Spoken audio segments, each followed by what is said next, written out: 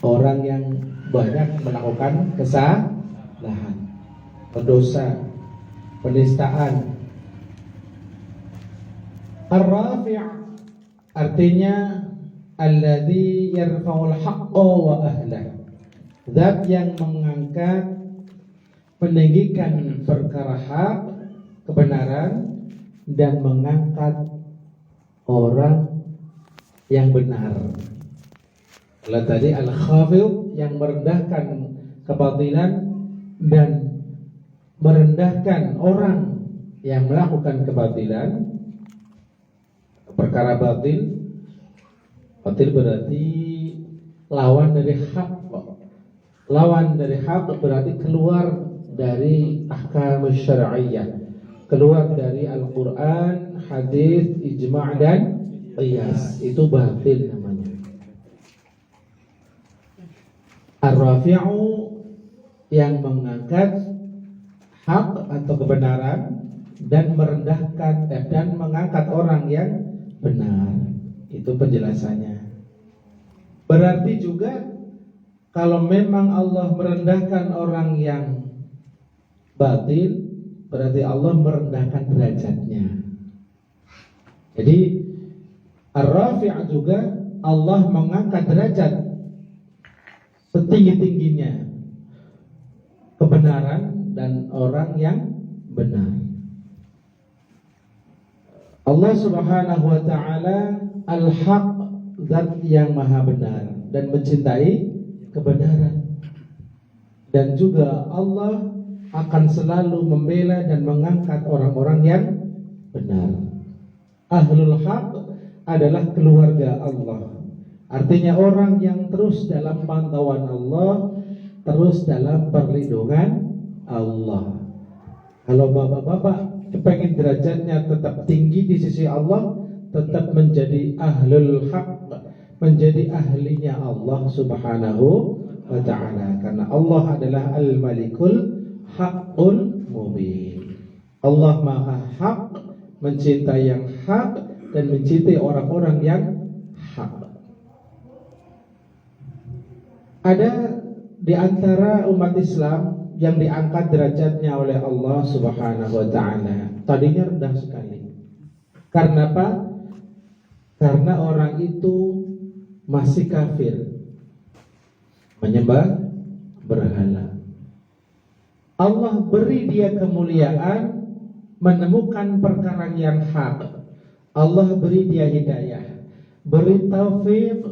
Akhirnya orang itu jadi sangat tinggi derajatnya di sisi Allah Subhanahu wa ta'ala.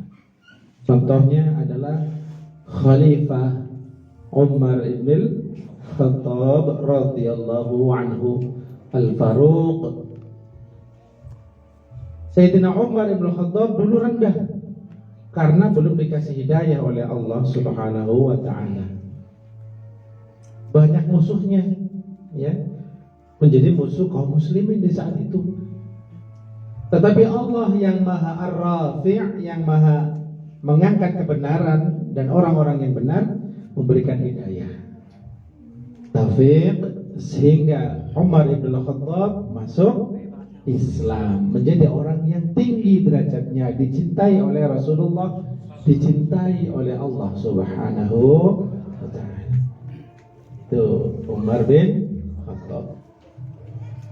Al-Khafid, ada seorang hamba Allah yang ahli tapa, khalwah, nyepi di gunung, pekerjaannya zikir, ibadah. Di zaman Nabi Allah Musa alaihissalam, namanya Kiai Bersesong. Ini keren kisahnya. Doa apapun dia panjatkan, itu nggak ada yang nggak dikabulkan, pasti dikabulkan. Karena sakti mandra guna. Jadi kalau pengen sakti hormat. Kalau iman kita pengen sakti, kita kholwatkan hati kita. Jangan kebanyakan mendengarkan suara hawa nafsu. Nanti iman kita sakti, Pak. Tapi enggak harus bisa terbang, Pak. Kalau saya sudah bisa terbang, tinggal beli tiket. Ya. Hilang bisa ngumpet.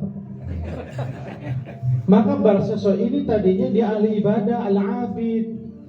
Tapi karena hawa nafsunya, senang duniawi, maka dia dipilih oleh musuh Allah Subhanahu wa ta'ala untuk melaknat Nabi Musa dan kaumnya. Setiap dia mau melaknat Nabi Musa, kebalik doanya, belibet bibirnya.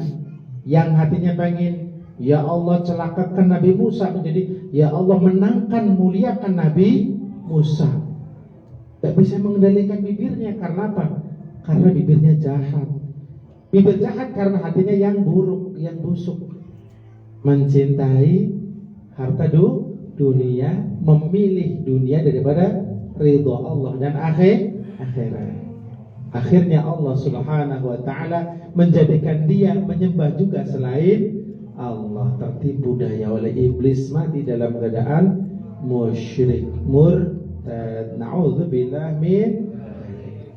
Berarti Allah menampakkan al-khafidnya, asma'nya yang maha merendahkan. Yang tadinya baik jadi sangat buruk sekali, tutup hidayahnya. Itu artinya al-khafid dan ar-rafi'. Dari sini kita, termasuk saya al-faqir yang imannya masih sangat tipis, bagaimana caranya supaya kita imannya semakin baik? Yaitu kita harus selalu bersyukur udah diberi iman, diberi Islam. Kita bisa merasakan diawasi oleh Allah, merasa diberi nikmat, bisa ikut jamaah secangkir hikmah, udah dikasih makan, dikasih kopi, macam-macam, harusnya bersyukur. Alhamdulillah. Ini paling tidak bisa dikerjakan malaikat ini. Malaikat kalah sama kita karena dia nggak minum. Ya, mungkin ikut zikir tapi nggak ikut dapat pahala minum jamuan dari Pak Suryana. Malaikat cemburu, pengen, tapi tetap nggak bisa melampaui. Karena apa? Karena di antara sifat manusia adalah pengen memberikan rasa bahagia dengan cara menikmati hidangan yang sudah disajikan. Makanya tadi Pak Suryanya sebenarnya berdoa, ya Allah mudah-mudahan habis semuanya. Kurang kencang, alhamdulillah Pak Suryanya masih banyak sih sisa tadi. Masya Allah ya. Nanti yang bungkus jangan lupa ya disiapin ya, Mas Raffi. Jadi itu niat kita membantu.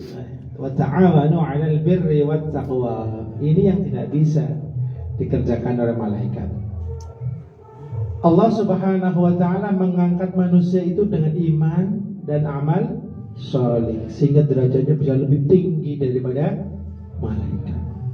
Apa dasarnya? Dasarnya Bismillahirrahmanirrahim. Kebetulan sama materinya dengan ibu-ibu tadi, Tafsir Al-Bayyinah.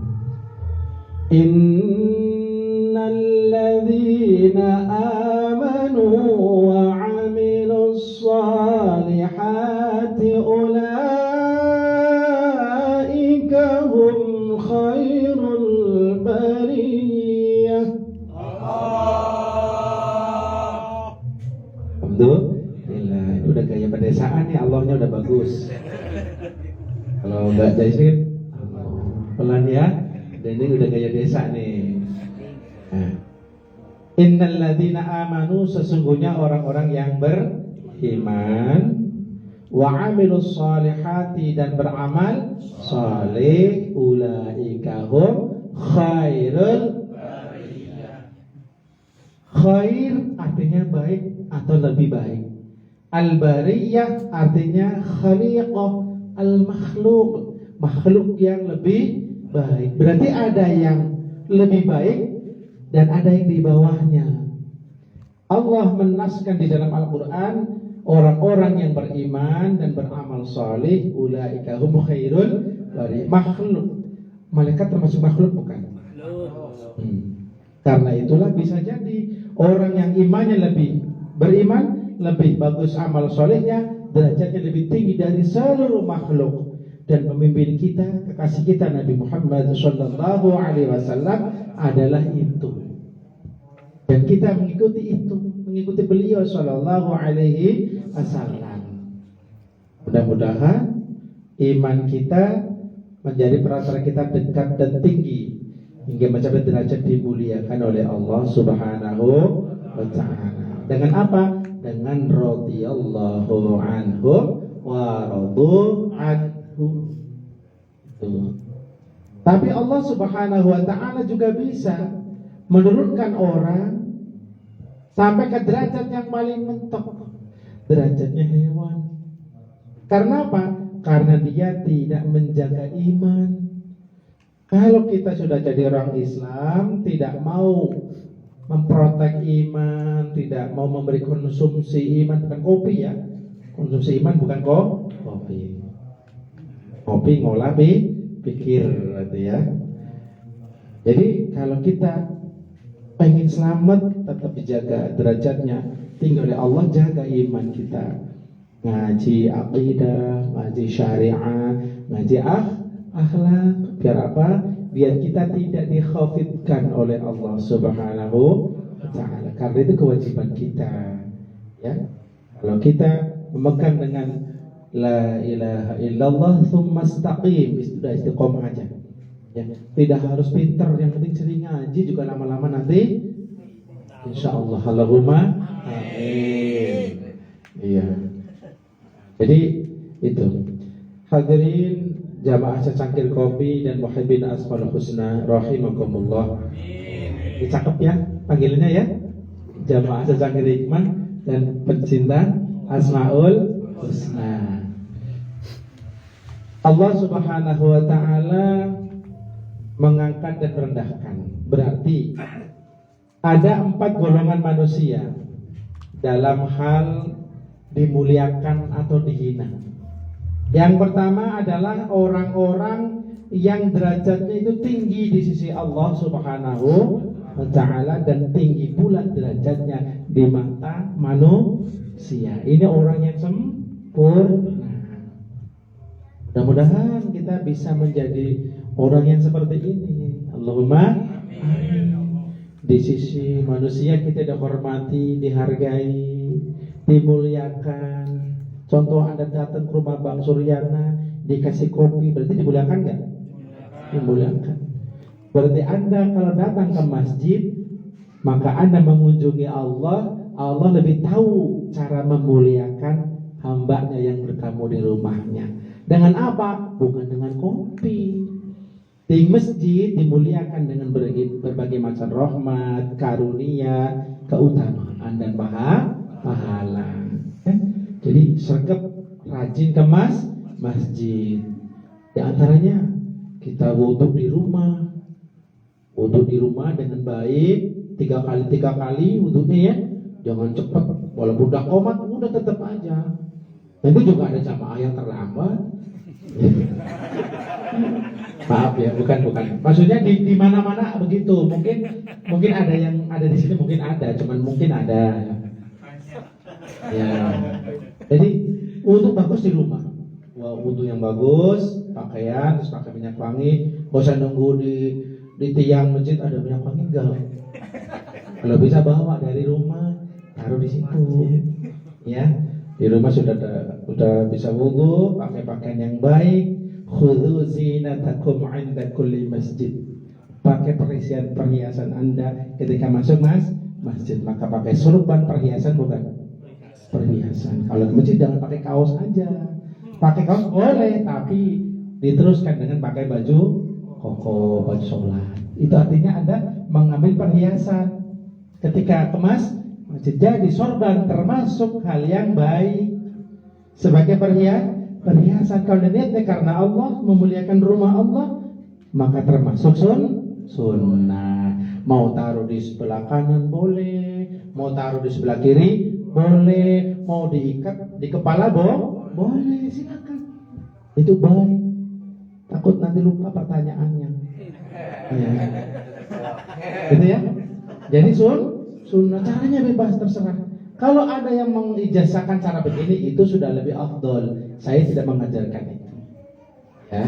Jadi ketika orang wudhu baik di rumah, bagus, ya, artinya bersihlah kukunya, dibersihin semua, kotoran di hidung, di ini, di mata dibersihkan semua, jangan langsung wudhu, dibersihkan dulu. Kalau kita kan biasa langsung wudhu Pak ya, sambil bersihin. Oh, sambil bersihin, sambil bersin, macam-macam, ya. Harusnya dibersihkan dulu, diguyur, udah bersih, baru wudhu. Itu namanya wudhu yang bagus. Dibersihkan dulu, ada cat atau apa yang bau nggak enak, kesedap, habis makan pete, ya jangan lupa sikat gigi. Walaupun masih ada tapi minimal berkurang, ya. Wudhu yang baik, melangkah ke masjid, niat beribadah kepada Allah Subhanahu Wa Taala. Datang ke masjid, walaupun ngajinya telat, ini nggak ada telat sih tadi. Walaupun ngajinya telat, tetap Allah akan memuliakan orang tersebut. Iktikaf udah duduk aja, walaupun begitu datang terus kan tetap dimuliakan Allah Subhanahu. Saya nggak ngomongin orang kan, kucing yang datang ke masjid ya, tapi nggak butuh kucing. Oke. Berarti dimuliakan oleh Allah. Itu orang dimuliakan Allah, dimuliakan manusia. Dia jamaah di masjid, dia suka membantu sesama, maka di alam akhirat nanti dia mendapatkan dua anugerah, menjadi orang yang mulia di sisi Allah dan bisa beri syafaat, membantu orang-orang yang di bawahnya. Karena dia mulia di sisi Allah, mulia di sisi manusia, dapat kiriman doa banyak dari manusia. Itu yang pertama. Yang kedua, orang yang mulia di sisi Allah tapi hina di sisi manusia. Dia mulia di sisi Allah, mulia banget, tetapi di sisi manusia kok kayak dihina gitu. Siapa mereka? Contohnya adalah al-faqir as-sabir ar-radhi biqada'illah. Orang fakir yang sabar, yang ridha dengan takdir Allah Subhanahu wa taala. Itu orang yang ampuh dan tinggi sekali. Kita tidak bisa sampai ke derajat mereka nanti, karena nggak ada yang miskin. Paham Pak? Kita butuh mereka di akhirat nanti Pak. Nanti Anda akan tahu bahwa Anda itu nggak ada apa-apanya dibanding mereka.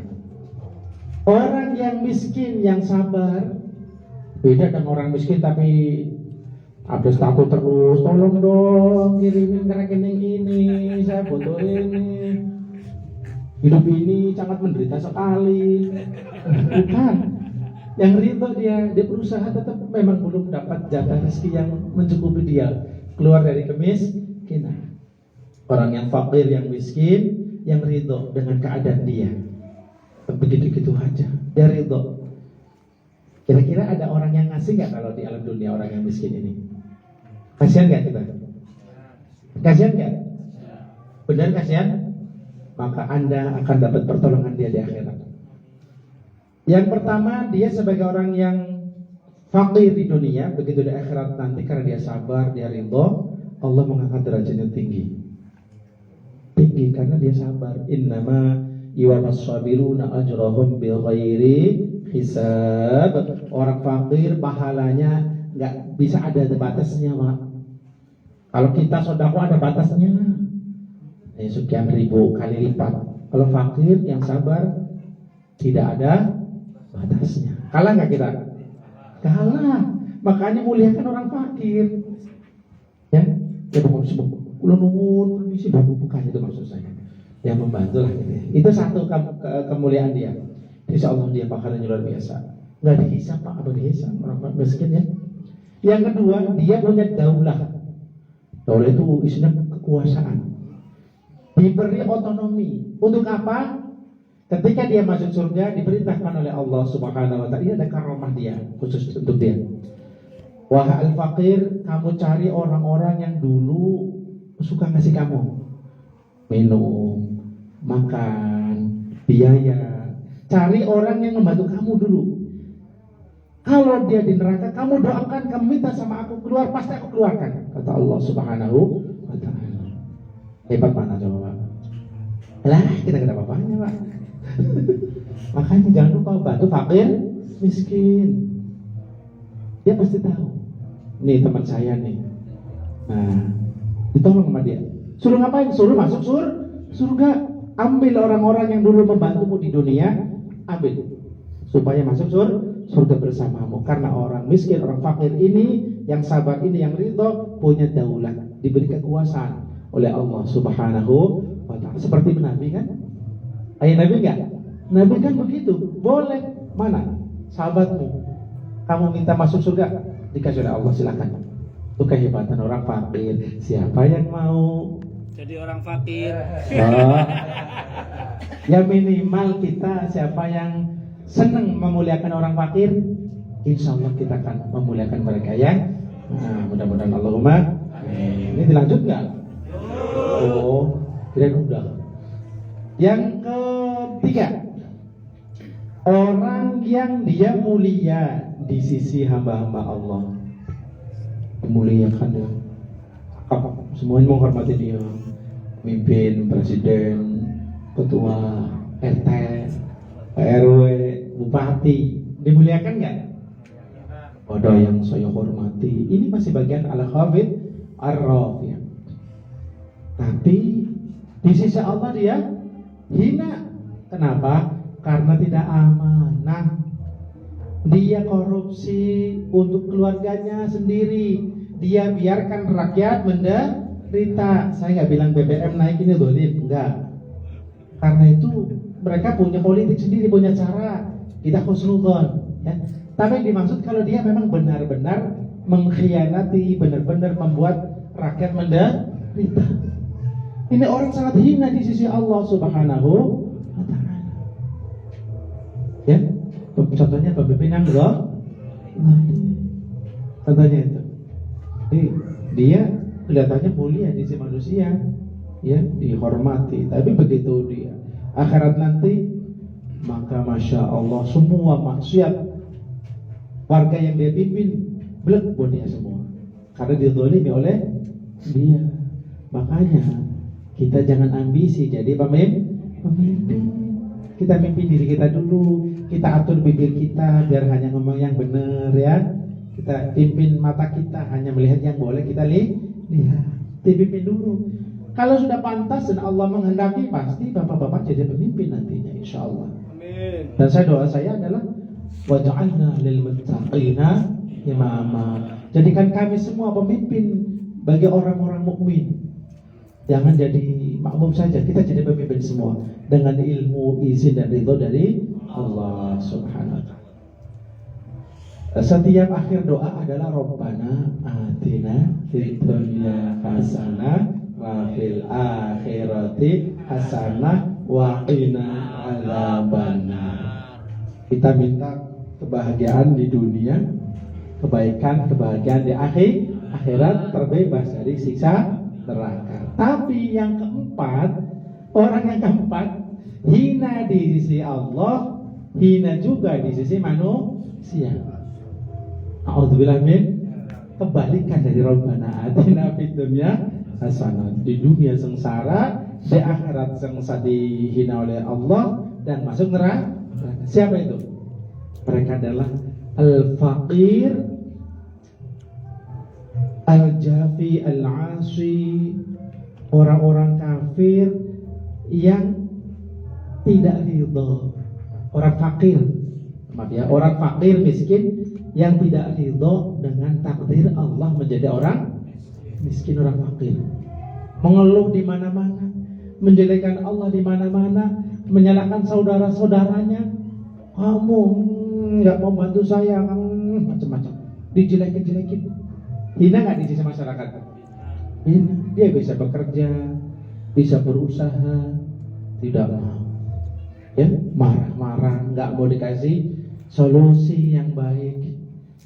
Maka di sisi Allah dia hina, di sisi manusia juga hina.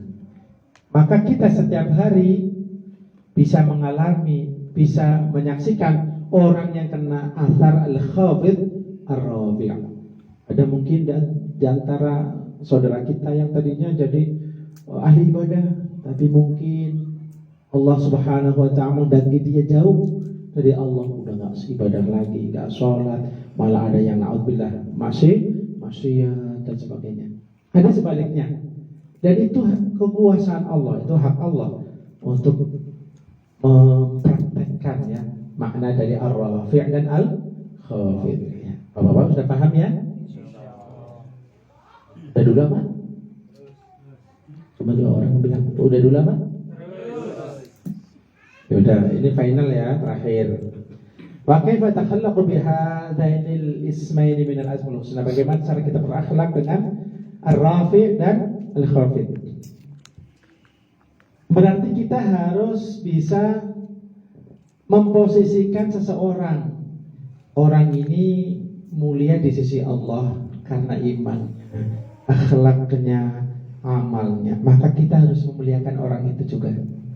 Ikut Allah Subhanahu wa ta'ala. Ada orang yang sebaliknya, dia menghina agama kita, bahkan agama dia sendiri dia hina, dia suka menyakiti, ya. Maka kita pun sama, kita hinakan dia, tentu dengan tata cara yang baik, ya. Maka di antara prakteknya adalah umpama jadi MC atau jadi kiai di panggung, kemudian ada pengajian, kemudian di pengajian itu hadir ini pemimpin masyarakat, pemimpin judi, gitu ya, pemimpin togel, banyak gitu. Perlu dimuliakan nggak? Nggak perlu. Tapi dia ketua RW, bukan sini. Maaf, saya nggak tahu. Saya nggak tahu. Umpama gitu ada di mana gitu ya.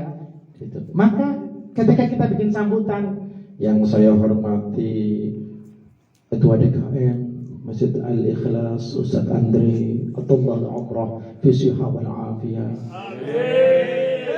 Yang saya muliakan Ustaz Fahad. Yang saya muliakan Bapak Ketua RT Ustaz ini, Bapak Ketua RW, dikasih spasi, jangan sebutkan namanya, RW-nya aja. Kan mungkin RW yang dulu gak seperti dia. Nah, sekarang RW yang seperti itu jangan sebutkan namanya. Atau orang kafir umpamanya. Mudah-mudahan Allah selalu memberikan keberkahan dan rahmat kepada Ustadz ini dan kepada kepala desa. Udah, itu aja. Jangan saya hormati. Dikasih spasi kalimatnya. Itu caranya. Paham? Karena Allah memang tidak mau memuliakan orang-orang kafir. Jangan tunduk. Oke? Ya, kita doanya cuma satu untuk orang kafir. Allahumma hadihi ila siratikal mustaqim. Boleh jadi semoga Allah menjadikan Pak Camat ini jadi orang muslim. Amin. Itu boleh. Paham ya?